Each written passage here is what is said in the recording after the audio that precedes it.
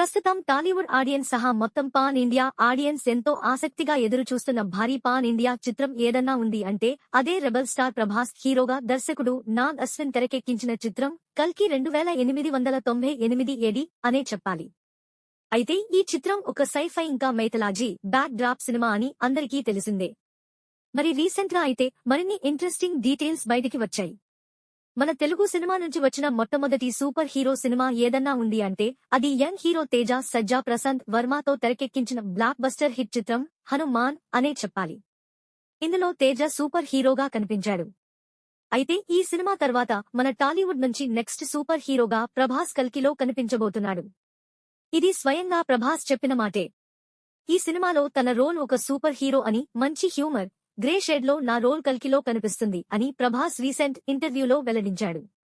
దీనితో మన టాలీవుడ్ నుంచి రెండో సూపర్ హీరో జానర్ సినిమా వచ్చేసిన